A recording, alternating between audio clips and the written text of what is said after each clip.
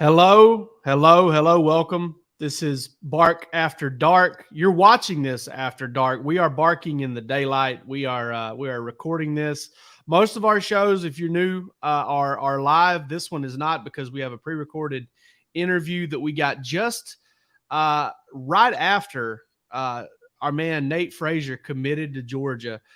Big Nate Frazier fan after that interview, Roos. Big Nate Frazier fan. I was a big Nate Frazier fan prior to the interview. I like this game. I'm a bigger Nate Frazier fan now. Absolutely, though. No question about it, man. Just a tremendous interview. I think folks will really get a kick out of kind of getting to know him more as a person, hearing his thoughts. I got to tell you, man, a lot of these Georgia commits in this class, Jeremy Johnson wrote it up. They seem like good dudes, man. They seem sharp. They seem easygoing. They seem really focused on football, and just kind of there's a bit of a obviously they're young, but there's a bit of a childlike wonderment about them too, that they're like, hey man, this is cool, and I appreciate that about guys. A lot of them don't have the big head, so to speak, I guess. And so often this phrase I'm about to use is used in a derogatory sense, negative connotation, but drinking the Kool-Aid, they're drinking it hard at Georgia. And I mean that in a good way. Like, they are very much, a lot of these guys we've talked to are very much in love with Georgia. They're very much in love with the way they were recruited and the way the coaches approach them. Nate Frazier has some incredibly glowing things to say about the University of Georgia, Kirby Smart, Dale McGee. And we're excited that we get to bring that to you. I didn't know how we were going to bring it to him, though. It was almost a Jake Roos, Palmer Toms step-in situation. A monsoon sweeps through the Athens area yesterday. My power, your weekly monsoon at this point. Yeah, well, weekly monsoon. But here's the deal: my power went out. All right, cool. Power goes out, but my power went out in the middle of a 94-degree day for an hour and a half the other day when the sun was out and there wasn't any wind blowing. So Jackson EMC, get yourself together. A little segment there with Chris Childers and Rick Newhouse on XM Radio. I believe Rick Newhouse calls back to one of his former coaches and who used to say, "Get yourself together." Get it together, Jackson EMC. This grid is very weak. We need to get it. I wish I could do like a Donald Trump impression. This script is very weak. That was like Donald Trump, Barack Obama mixed together or something. But it's terrible. It's terrible. And but it goes out, so my power goes out. And are there a lot of trees? Is there any reason this should be happening? I don't know, man. I don't know. I live out in the sticks, dude. I live off Jefferson River Road. And I'm telling you, it's out here. I really don't know what it is, to be honest with you. But honestly, it wasn't any better when I lived in Barrow County, because I was still on Jackson EMC. And when it came a snowstorm not too long ago, or a few years ago, power went out, and it was out for like 7 days. It was outrageous. Like, everybody else was like, it was like 6 houses left out on Jackson EMC, and it was mine was one of them. Yeah, it felt like it. Played so much Monopoly. So power goes out. I hit the road. I'm like, man, I got to go find somewhere to do this, So I go to some friends' house. Shout out Becky and Chris Irvin. I go to their house, and I start trying to find somewhere to set up. And I'm like, oh, this closet's well insulated. You can't, I brought the kids because they've got kids our age. We vacation with them every year. And you have a built-in babysitter too, huh? Well, yeah. Here, watch my children. My wife went too. Okay. But so 4 kids, 4 kids 8 and younger. So they're making some hella noise. I go into the closet, and we sit down. Nate's waiting there. I'm trying to figure out a place to go. We sit there. I flip my screen on. I start looking, and I look behind me, and I'm like, it is blatantly obvious that I am in somebody's closet right now. I know you saw my face. I know you saw me when you opened it up. I was trying to keep it professional because Nate was already on the stream, and I didn't want to just start laughing and be like, "What the hell are you doing, man?" But I just had to roll with it. I'll tell you what I was doing. The best I could. Yeah, no question. The absolute best I could. I'm clearly in somebody's closet. There's scarves and belts hanging on the door behind me, a bucket hat.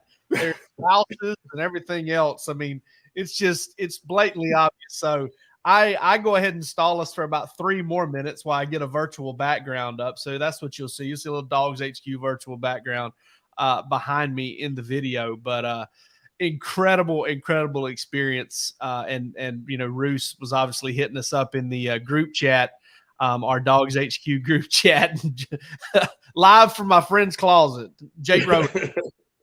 So it made for a classic moment. I'm glad we got to talk the inside baseball of it because, like I said, man, it was one of those things. Once the interview gets started, you won't notice it maybe, but when it first got going, I was like, I don't know if I'm gonna be able to keep it together throughout this. Yeah.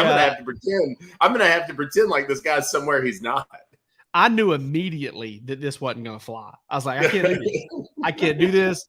Like our dudes normally in the comments will be absolutely roasting me. I'm not sure who is it that normally gives you crap about your microwave. Everybody gives me shit about the microwave, man. I mean, there's somebody specifically though that gets Tomahawk Dog, I think.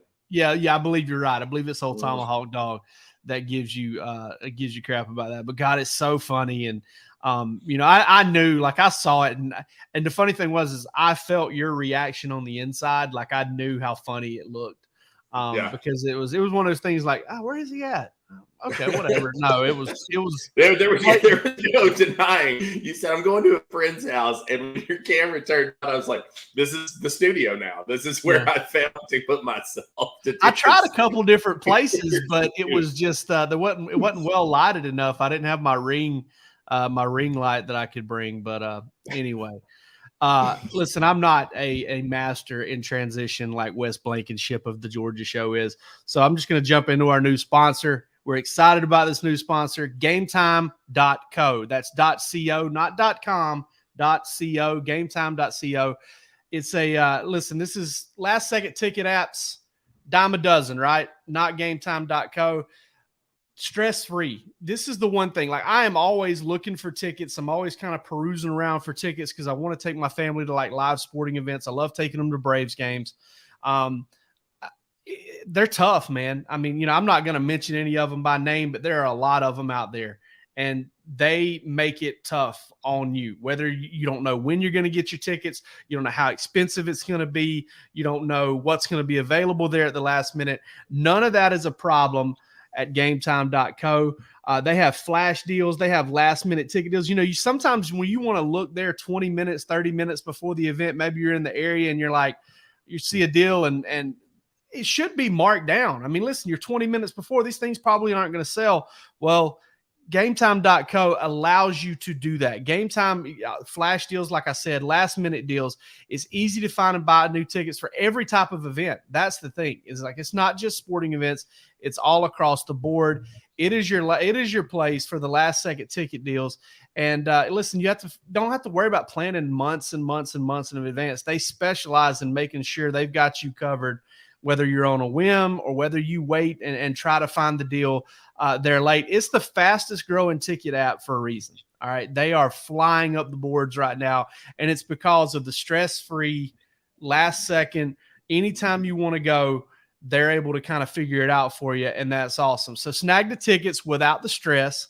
Download the Game Time app, create an account, use the code DAWGS, DAWGS, DAWGS, for $20 off your first order. And listen, $20 off, that's pretty significant on the first order. That's, you get at least one, give them a try and you get at least one really good deal out of it. So download the Game Time app today, get your last minute tickets, get them at the lowest price, and that's a guarantee. Let's move into this interview here with our man, Nate Frazier.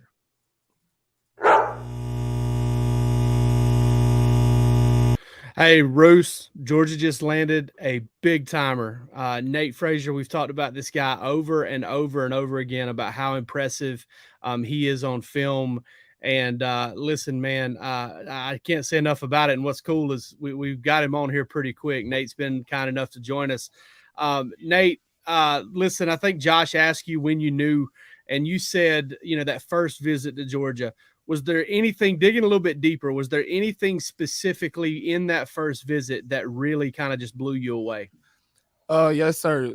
With a high level school like Georgia, you would think like the way people act around there is very Hollywood and like it's no showing love to the kids, but that was the complete opposite. Like Coach Smart, he changed that perspective of me seeing how he acted around his kids. He treats them like family.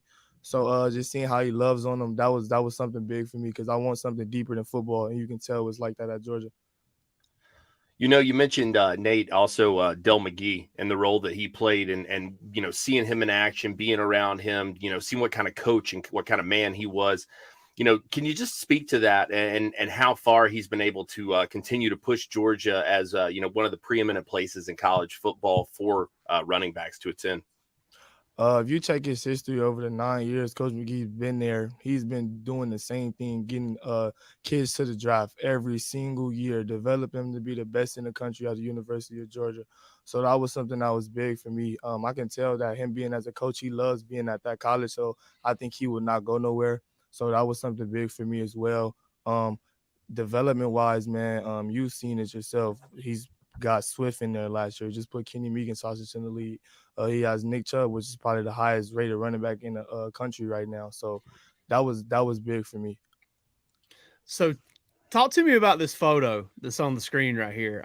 Chauncey Bowens, first of all, I don't know, man. That's that's some like John Wick looking stuff right there. That's Del McGee looking like a godfather. What was it? Did you and Chauncey hit it off? Like what is it about kind of this relationship here and you joining a class with 2 running backs already in it, man? Oh, well, man, you said it right there. Coach McGee do look like the godfather, but I was there when Chauncey committed. A lot of people, I feel like a lot of people was expecting that he was going to flip, and I can tell just like the level of joy he had when he was on that campus, he was going to flip. So, man, relationship wise, when I was there with Chauncey's a great kid, man. He's a great kid. He has a good head on his shoulders. So, I really felt that it was a place to be. And I know me being there with him, we're going to compete a lot and make each other better. Yeah, I wanted to ask you about that competitive aspect of things for you, Nate. You mentioned that in some earlier interviews as well. How important was that to be at a place that was going to challenge you, that was going to have similarly talented guys that were going to be competing for it, and to use Kirby Smart's word, that you were going to just kind of have to eat off the floor to get what you got, man? It was very important to me because, like, if you're not in a running back room where there's no competition, you're not really as hungry as much. Like I always say, my brother, man, JD, we always push each other to be the best. We always own each other. So that's what I was looking for, and I feel that it would be like that with me, Dwight, and Chauncey. So one of the things that we've been discussing a lot is this change in recruitment where Georgia just got a couple kids from Texas here recently. They didn't really consider the home state schools all that much. You're from California, Georgia. Meanwhile, the state of Georgia, you've got kids going to different places.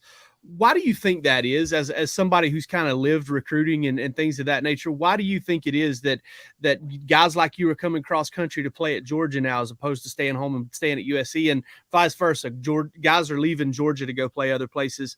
What's the reasoning behind that, or at least yours? Honestly, for me, my reason, man, I just wanted to get away. I felt like if I would have stayed out here, I would have been distracted. I wanted to go out into the world and see different things, So that was big for me. Honestly, for other kids, I just feel like they feel the same too. Like they want to get away. They want to get away, going to a new life, So going to college is a big thing. That's a major thing in your life. So I just felt like they wanted to get away. Yeah, you've been in this recruiting game for a while now, and now that things are kind of settled for you, Nate, you're going to put that recruiter hat on, I guess, try to get maybe some guys to join up with you. You got any guys you're going to be working on? Georgia's already got that offer in for JD. I know that they're working on Aiden pretty hard too. What are you telling those guys? If I'm those guys and I'm getting the pitch from Nate Frazier, what's he telling me to why to come? I'm going to try to get the whole squad to come in. They know what Georgia's like. They visited them plenty of times. They visited Georgia more than I did, so they know what it's like, man. I'm going to try to get them up there for sure. I'm going to be the next recruiter, like Dylan be doing to me. So, yeah, I'm going to do it. Now, listen, I don't know if you've seen this offensive line class a whole lot about it from Georgia's perspective. Are you saving your money now to go ahead and take those guys out for a meal? I mean, it's going to take some saving up to feed those dudes, I got to pay them every night, man. It's crazy. They say the average line over there is at least like 6'6" to 6'8" to like 320 pounds. So, if we get in touch, it's a problem. But yeah, so that day line is crazy, man, especially for the 24 class. How big of a selling point was that for you? Sorry, Bruce, I mean, how big of a selling point was that for you for Georgia? You know, they had that just blistering hot run of offensive linemen last month, about a month ago now. And was that a selling point for you? Did the coaches talk about it? Did you notice it? What were your feelings in seeing it? Oh, that was big. Coach McGee, Coach Smart, and all the coaches, they told me it was going to be like that. Like, I was just seeing week after week after week, 4-star lineman commit, 5-star lineman commit. And that's big to me because that plays big in keeping your body healthy, you know? So, and like how the game is going now, you know, it's really important to keep your body healthy, especially with the position that I play. You know, people are going to be wondering now, Nate, what the future holds. You know, are you a guy? Is this kind of completely shut down? I know you got an OV plan to Georgia this fall, but are you going to get out, take some other trips, or is this we're not answering the phone anymore kind of thing? Honestly, I'm a humble kid, so not answering the phone doesn't play a part for me, you know. So really, I'm locked in, really just focused on the season, trying to win a national championship for my senior season, and that's really what I'm mainly focused on. And can you tell us a little bit about you? No, can you tell us a little bit about you away from the game of football, man? So much is made about, you know, Nate Frazier, the football player. You're tremendous at that, but there's more to every guy, right? I mean, what are you going to do? What do you do away from the football field? How do you like to spend your time? You know, what's you know, tell us a little bit about your personality as well, man. How can I say this? I feel like I don't know how to answer that question, but I just be at home, man. Like I don't really go nowhere. I'm not like a type of party kid. So my personality wise, I just be at home and try to study the game of football as much as possible. I know you said away from football, but I feel like football it plays an important role to me. So I'm always on it, you know. So I can't really answer that question for you if I'm being honest. No, sure. From the academic side, what are your plans as far as a degree and program and stuff? Oh yeah, I'm trying to do sports communication out there at the University of Georgia, and I know it's very hard to get into the University of Georgia. So that was a lot. That was big for me, knowing that their school is hard academic wise and they're on it. So that was big for me. So I plan to get my do sports communication, and do engineering. Now I assume there's about to be a party or a celebration of some sort. Listen, we like this show. On this show, we talk about eating a lot. We love to talk about how much we like to eat. What's on the menu? What's on your ideal menu? If you got to make it up, what does Nate Frazier love to grub on? Man, BJ's. I just want a steak and some mashed potatoes. That'll do it for me. Nice. Hey, we're gonna get a steak. We're gonna get a steak in tonight. You think? Probably, yes, sir. What's your favorite cut? What's your favorite cut of meat?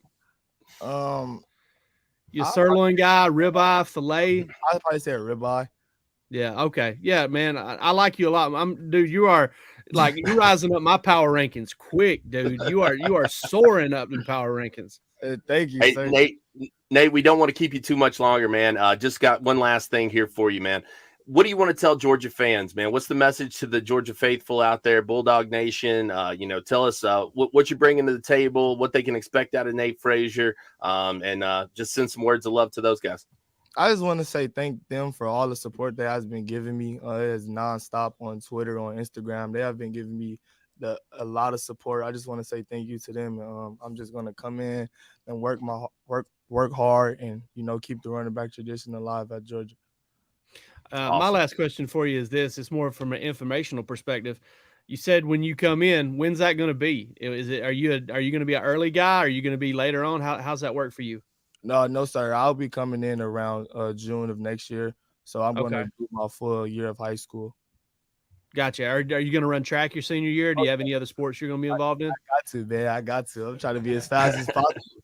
Okay, just one more thing then. What's your best 100 time? Practice or competitive? What's the best you've ever posted? Last year it was a 10.58, but this year I'm trying to go for a 10.3. I almost had it last year, but I got to get 10.3, 10.2 this year. Ooh. Oh man, that's blistering fast. You and Dwight and Chauncey about to be duking it out, man. Yes, sir. Hey, awesome. Dude, thank you so much for joining us. So y'all go have a lot of fun, and you know, to your folks there, we really appreciate y'all being on, and you know, congratulations, dude. It's a big day, and we're happy for you. Thank you, sir. I appreciate it. All right, man. Take care. Thank you. Hey, great kid, man. Great kid. Yeah, that was impressive awesome. Kid. Yeah, that was great.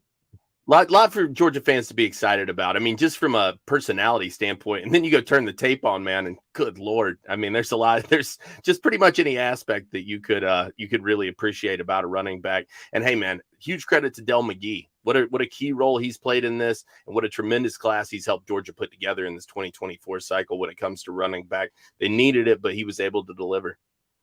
Checked off some big time boxes. And since this is kind of a pre-recorded interview, I don't even know how to end it. So in terms of bark after dark fashion, let's just go back to ourselves talking here and just finish up this show. All right. All right. Enjoy your neighbor's closet.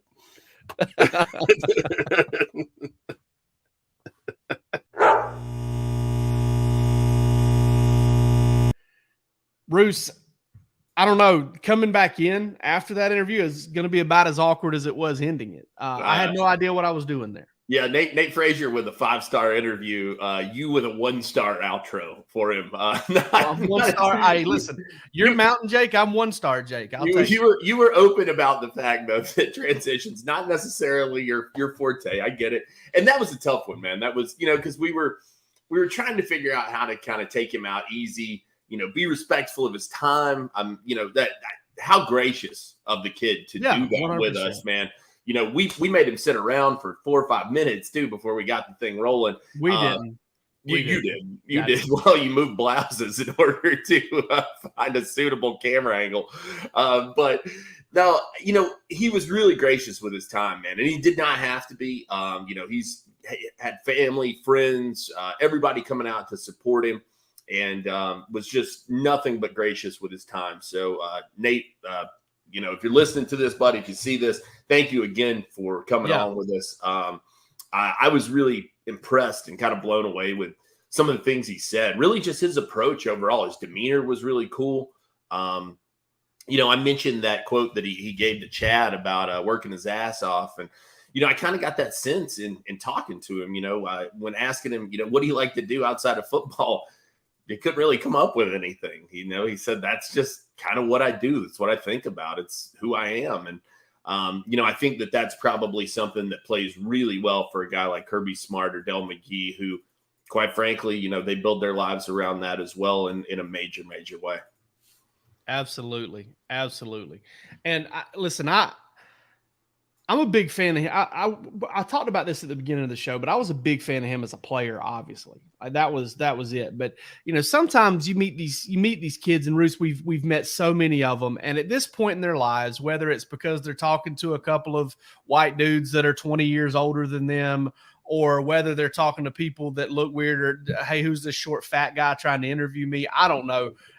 One way or the other, they're not gregarious. They're not affable. They're not really. Some are weird. Some are just weird too. Some are just awkward cats, I didn't get that from Nate. I got that Nate may have been a little bit nervous, and he said that on the live stream with Josh Newberg. Shout out to Josh, by the way, who played a massive role in helping us be able to get him on the show. Josh has been wonderful to us. Helped us get Justin Williams on. So he has done a lot to help us out here. But I thought it was so real of him to say at the beginning of that stream, with Josh Newberg, man, I'll be honest with you, I'm kind of nervous right now. And you can kind of feel the air in his chest, like he was kind of talking through some breathing. But he did a really good job, obviously committing to Georgia. Once again, the hat don't fit. Johnny Cochran style, the hat don't fit, you must have quit. They put the hat on. These guys have the big hair, and they put it on. It's just kind of resting up there on the top, like my kid's youth hat set on top of my head.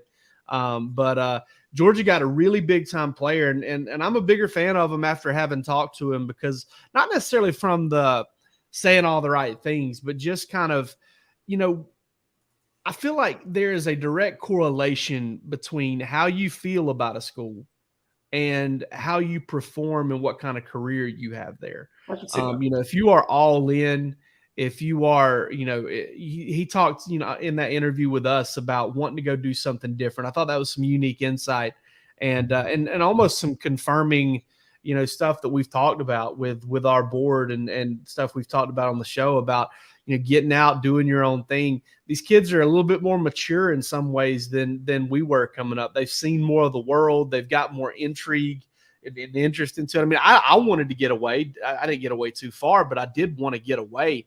But, for him to come across the country and do that, to me, says a lot about kind of, I don't want to say bravery, but maturity and maybe some, his aspirations and his goals, to kind of say, hey, listen, I'll go 2,000 miles to figure this thing out. Yeah. I mean, it's that sense of like, do what's best for me. Right. And I mean, he's been able to look at Georgia and see some pretty good examples of guys coming all the way across the country and being able to live their dreams. Brock Bowers, chief among them, Kendall Milton in the same running back room. Don't know that they'll get to spend much time together in the running back room. I would guess not, given how Georgia's taken running backs in this class. Probably indicate Milton's moving on. But, he's had a chance to see some of these guys. Ernest Green from out there on the West Coast as well. He's had a chance to see some guys make it, make that trek and kind of realize, what they wanted to do and do it on this stage. And like you said, to me, there's a correlation between how you behave, how you act, and, because of your love for the school. And, I got to tell you, man, I thought it was so impressive that Georgia was able to get him without ever having had the OV.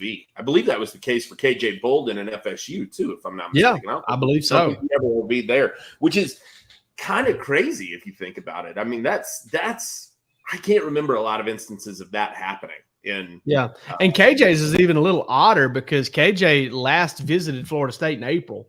Yeah. At least this situation where Nate Frazier, he swung through Georgia on his, official visit tour, basically. Like he went to Oregon on an OV, he went to Alabama on an OV, he went to Georgia on an unofficial visit for the weekend and kind of saved it. He'll be in Athens on the weekend of September the 16th when Georgia takes on South Carolina. And I'm sure Georgia's going to hope that Aiden Breland can kind of slide into town as well. I don't think Georgia's not still in it for Brandon Baker. I mean, Georgia's full on the offensive line. They're not going to take 7. But who also goes to the same school. I don't think they're going to lose many ball games with the talent they have. And they've got a big time, I believe, a running back waiting right behind him to come do it too. So, I mean, he swung through in June. I believe he was. The funny thing was, to me, when I started looking back, Georgia offered this kid on May 1st. Yeah, this is another Joseph Jonah Ajonye type deal where I think Oregon kind of put in some work. I mean, it's more Justin Williams in that regard, but Oregon had put in a lot of work here. Georgia kind of came in and offered him May 1st, and here you are looking, roughly 70 days later, and they got a commitment from him. Pretty crazy. Yeah, and I put an article up on DawgsHQ today talking about the idea of Del McGee and him kind of coming back and answering some of those questions that people might have had from last year. You miss on Justice Haynes and everybody's wringing their hands and saying, oh gosh, you can't get it done. You finally flip Roderick Robinson in October, but that was a long wait for a running back, and a lot of people kind of there were some doubters out there. I think you come back with a trio like this. This is going to rival, pick any two of the three, and it's going to rival any duo anybody else is going to have this year, in my opinion. You got 3 tremendous backs in this class. Nate Frazier, just excited to watch his career, to be honest with you. I think that, based on, said he wants to go into sports comm. He wants to, I think he's a guy, based on what we saw yesterday, in that interview, I guess I should say, I think he's a guy that we'll probably be seeing in front of cameras very frequently during his time in Athens. I think that he's a guy that they will feel comfortable marching out there because he's pretty polished as it is. And if he's able to get into a program like Sportscom and kind of develop from there, you're muted. It's a bad idea. Grandpa got a computer again. Grandpa's back on the internet, guys. He is. This guy's going to be the next Claude Felton. There you go. I'm calling it right now. This guy's gonna be the next Claude Felton, walking around with his hokas and his dress slacks. Is Claude wearing hokas these days? He's wearing some kind of really or some expensive looking good walking shoes the other day. I can't. They might not have been hokas, but they look nice. Might have been On Clouds. on 3 or whatever, not on 3. What if he I hope whenever, and I hope he never retires, but I hope the last season he retires. He's going to have to. At some point, you would think. Wouldn't it be sick though if he was just like walking around in like a Gucci belt and just had like mega drip his last year? Yeah, just had like some Fendi sunglasses or something. Brought on some Coach gear, or something. Got an ear hoop. Yeah. I want Pierce near Claude Felton so bad, dude. got a neck tat. Nah, man, Claude's the best. We love him. Plumber, can you pull us up a picture of Claude here so people, if you don't know who we're talking about, I want people to, if you're not familiar with Claude, I feel like he gets talked about a lot, and I would really love to get Claude Felton on Bark After Dark one day. I know that would be great. I know he will not do it as long as he is on staff up there. I would be shocked if he would ever do that. Oh man, that would Claude, be open invite, brother. We are, yes, absolutely. My man, you want a dangly cross earring on that guy like Barry Bonds used to wear. Absolutely, man, no question about it. You want that. I'm about to start wheezing laughing. Oh man, he's the best though. He's one of the best dudes. Funny story about Claude is Seth Emerson, I believe, was telling me this, that he had gone to the Kroger up at the Beechwood Shopping Center, the Kroger in Beechwood. And I don't know if you've ever been to the Kroger in Beechwood in Athens, but it's Black Friday basically every day. Like I mean, it is never not busy unless you go like super early in the morning. I know our man Jordan Hill over at Dawgs 24/7 likes to go knock out the grocery shopping before 7 a.m. if he can over there. But he said, Seth told me he ran into Claude and he just kind of walked up to him and Claude didn't see him and he kind of snuck up on him and he was like, hey, when do we talk to, might have been when Rick was there, like, when do we talk to Coach again? And Claude, well, just kind of spun around and all in one motion was like, well, I don't know. It was just like, oh, it was, of course, dude. Programmed into him, like he's the Claude bot. I mean, he's such a machine when it comes to getting work done. But yeah, he just had to come on Bark After Dark, man. We want you. Yeah, we won't even ask hard hitting questions. We'll give you softballs. We'll pre-write. You can send them over and review them. What would be great is if we could get Claude on, and then we could bring Dean on, and then we could bring Brandon Adams on, and then we could bring Seth on and Mark Weiser, and just bring everybody on to kind of, to have their moment with Claude. This sounds like a good retirement party, a good virtual retirement party for Claude. So yeah. We're just hatching ideas. We're ideas guys. We always have been, always will be. That's how this whole thing came about. But we do love Claude Felton and Nate Frazier. Listen, you could do a lot worse than that cat right there. That's for sure. You could be Mike Mobley. It's a lot worse. Clearly not. We love Mike Mobley too. Jiggs is our dude too. So we love all those guys up at Georgia. Roos, let's do a little Jake on Jake. You ready for some Jake on Jake? Let's do it, man. You want to lead it this week or You go first. I'm deciding between two questions. Genuinely, it's not one of those normal times where I don't have a question. I'm trying to dream one up. I'm trying to figure out which one I'm going to ask because I really want to ask you a question so I can talk about me. Okay. All right. That's fine. That's fine. Little Toby Keith, want to talk about me. All right.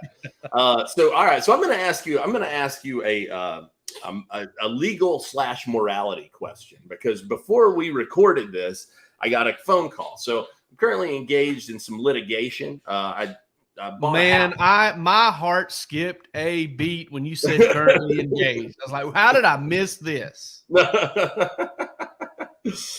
I bought a house a couple months back and got it all closed out, except for I was supposed to inherit some security deposits because I was renting the place before.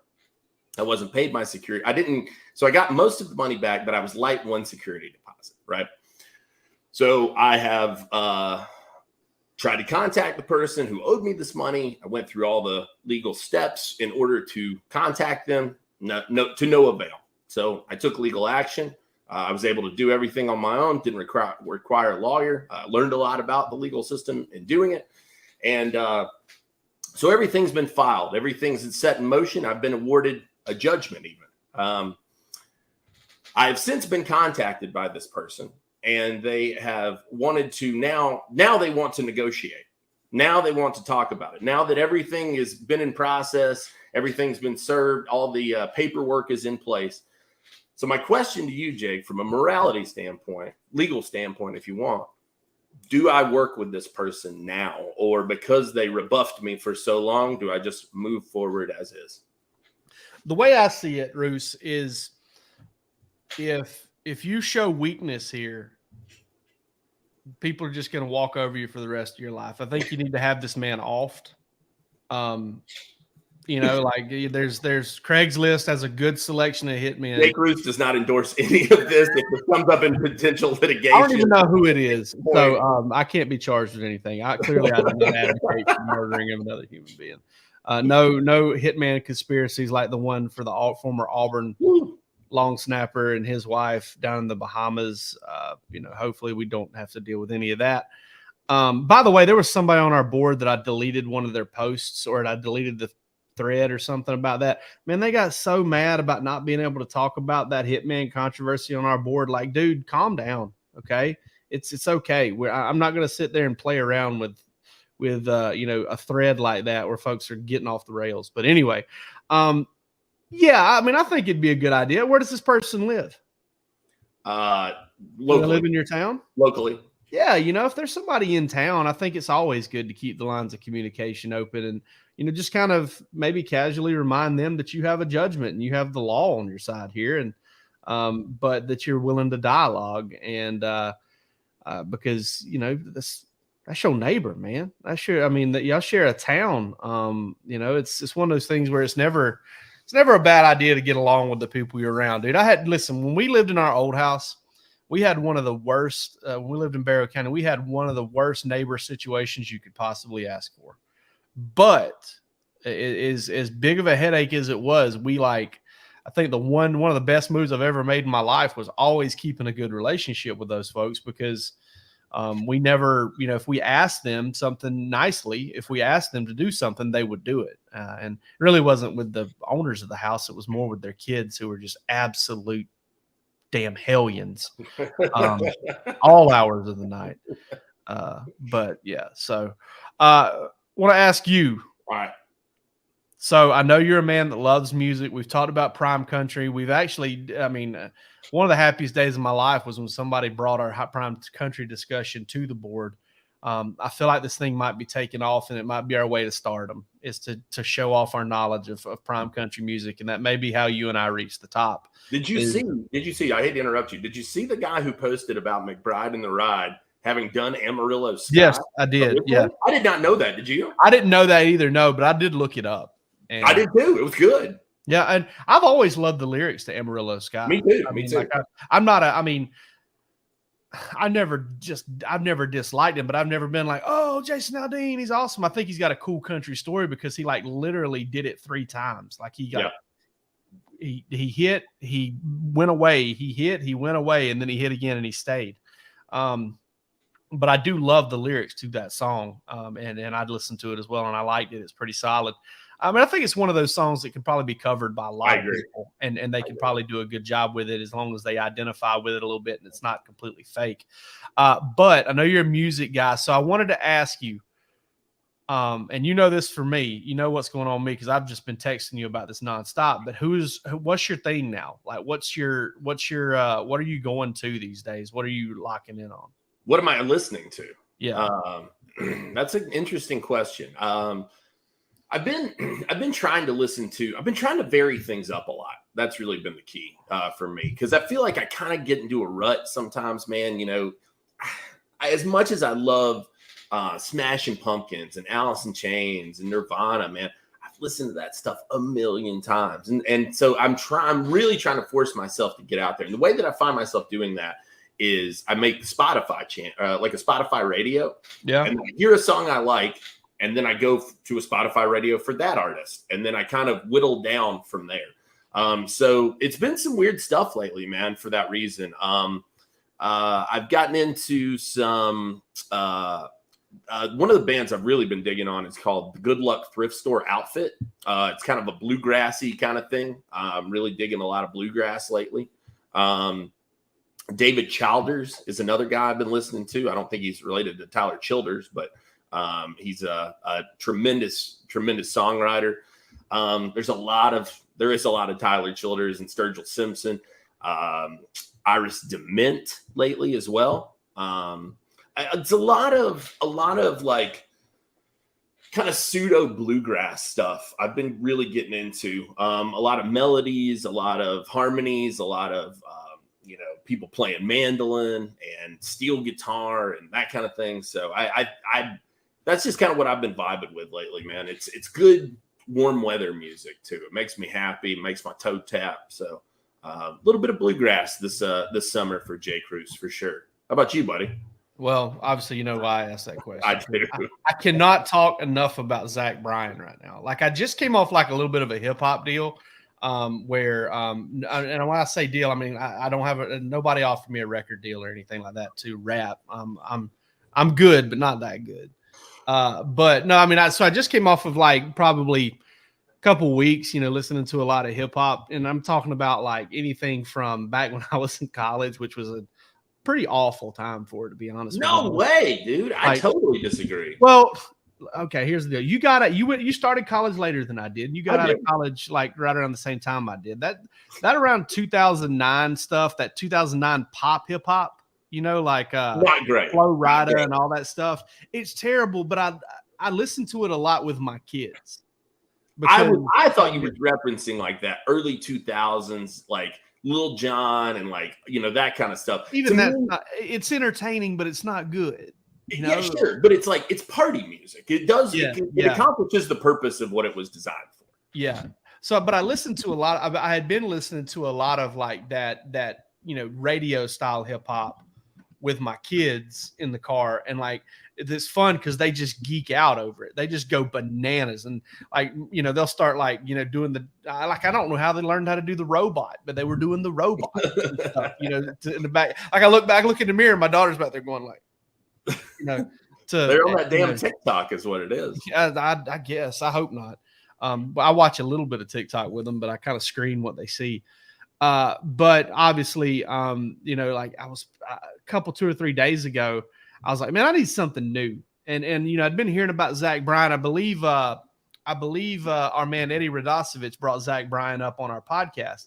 And I was like, Eddie doesn't strike me as, because I hear the name Zach Bryan and I think, like Zach Brown, Luke Bryan, I think, that's, he doesn't sound like, Sturgill Simpson or Jason Isbell. This guy sounds like a, like a broker. Manufactured. Yeah. Yeah. This guy sounds like Jake Owen or something like that, and, listen, for all the one hitters and some of the songs that they've got, like Barefoot Blue Jean Night that Jake Owen does that I like. I mean, it's just like a short little, like you said, kind of a toe tapper, get stuck in your head type song. There's some of that I like, but for the most part, I despise bro country music. And Palmer does not like Zach Bryan. Talking to him about it a while ago, he said he's not a big fan of sad boy country. And I understand that, but man, I saw some clips of him on TikTok where he's doing an interview with Joe Rogan. And I really pick and choose what I listen to for Joe Rogan, because in 3 hours, which I got to say, I saw a little bit of that too. I thought that was really interesting because that was not a guy I would have ever, not because he's not talented. I wouldn't have thought of him being on Joe Rogan. Yeah. With you. I thought he was a little more under the radar than that. I guess I was way off. Well, you know why he got he got honorably discharged from the Navy the same way Elvis got honorably discharged from the Navy or the military to do music. Like him and Elvis, first ones ever. Wow. Like the only two guys like ever to do that. I think this videos started leaking out, the ones that he was kind of making on the side. And I think the Navy, somebody could correct me on this. And I sound like Joe Rogan when I say that, because he's always saying shit like that. But, I think the Navy was basically like, dude, you're so good at music, and, we're not going to just like keep pushing you through this. Like, go do this, And he was in it. Like his parents were both military folks. His mom passed away not too long ago. It's a really interesting interview if you want to listen to it. It doesn't delve into some of the sensitive social issues that we deal with as much. I thought he came across as like one of the most relatable, humble people I've ever met. And that was before I even got into listening to his music. So then I just dove headfirst into his music. Did a lot of riding over the weekend.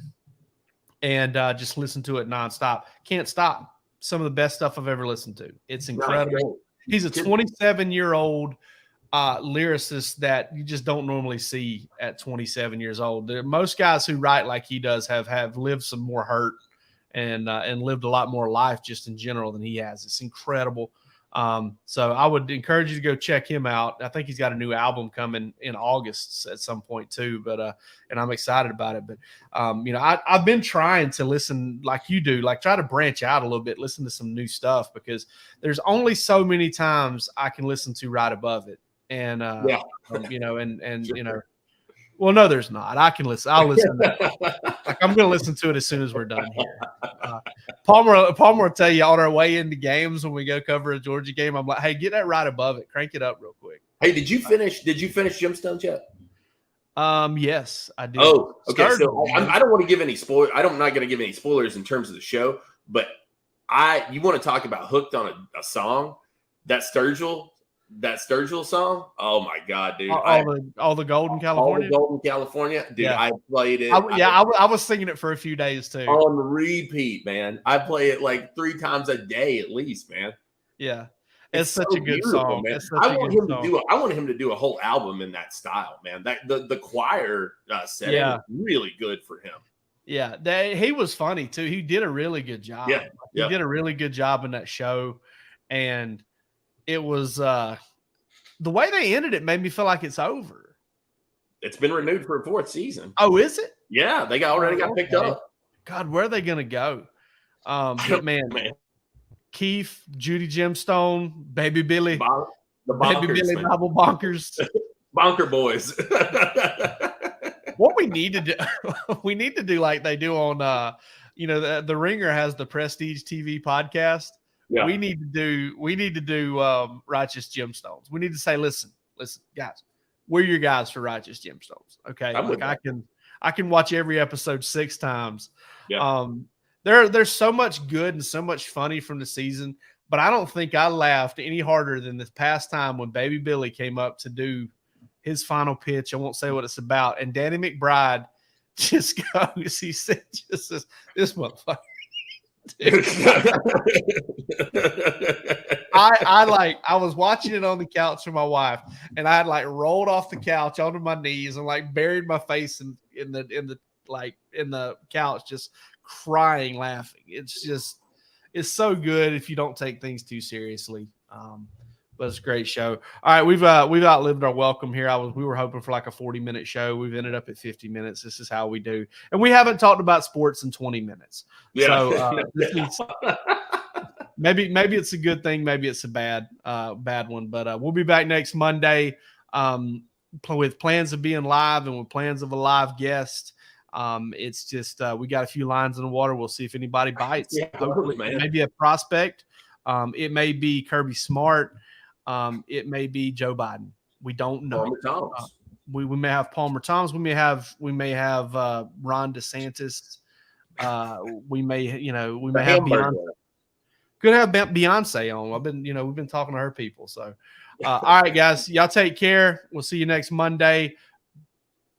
The Georgia Show. I almost called it Mark After Dark. The Georgia Show, Wednesday, 8:30 p.m. It will be myself and Palmer Thomas on that one with Wes Blankenship. So y'all tune into that too. See ya.